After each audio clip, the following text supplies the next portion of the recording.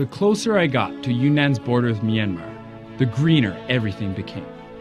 Tengchong is a place of boundless wetlands, rivers, and streams. But the geography here, the surrounding mountains, marshy flats, and the inexhaustible soil were all created by one thing: volcanoes. With boiling mud pits, active and extinct volcanoes, and luckily for me, hot springs. The locals often call it half water, half fire. Today, we will begin with the water, shown around by Nicholas, a teacher from Denmark, who's called this land of paradoxes home for nearly a decade.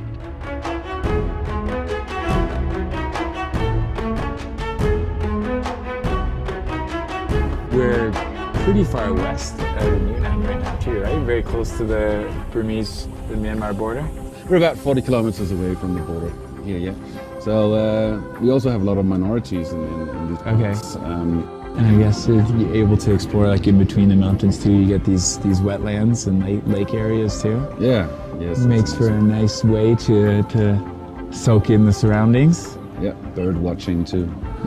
The wetlands here are important for the migrating birds. Okay. It's an important stopover for them.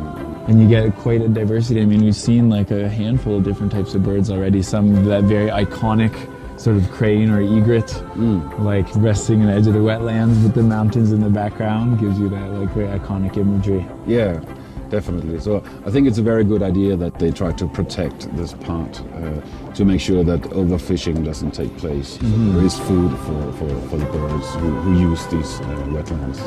Is fishing in these areas a common thing as well? It used to be. Be. I think now it's restricted. Looking around, it makes sense how these wetlands and the nearby mountains are home to China's most diverse repository of wildlife. In all, there are 2,000 types of plants and nearly 800 different kinds of mammals, fish, and birds that live here.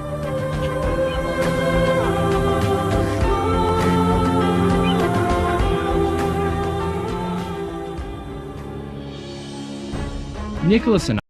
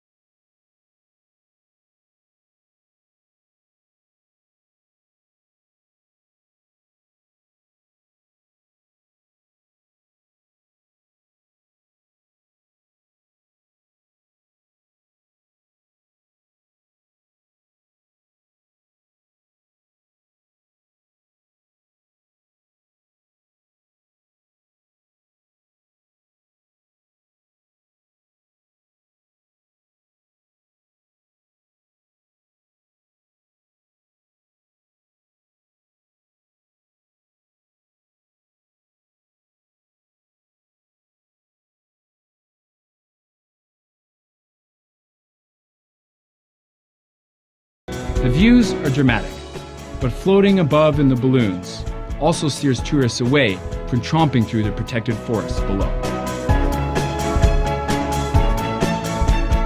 Everywhere I go, all I want to do is get to the highest point possible, because you get like such a nice vantage point over everything. And this, I mean, this is the best way to do it, I suppose. The only place in China that we have volcanoes.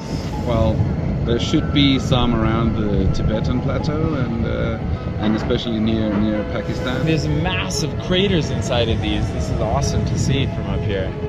They are extinct. Okay. But the magma chamber is still around this area, further south now, which is that creates the hot springs that you can enjoy. Oh, okay. So that's related exactly to this volcanic activity too. It is.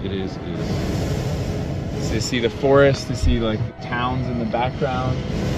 It's amazing the layers of mountains as they go as well too. I did not realize like the Gaoligong mountains were so intense. They do look big from here, yeah, very high.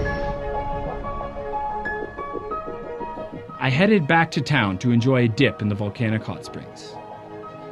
In this place of half water, half fire, soaking in these thermally heated pools, this true combination of fire and water seemed like the perfect ending to my day.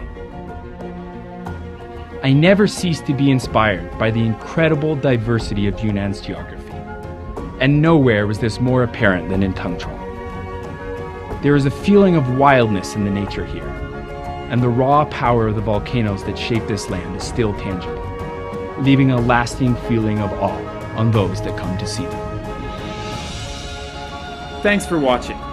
This was just one of the many incredible places I got to visit on my month-long journey across Yunnan. Like, share, and explore the rest of the province with me in this 12-episode series.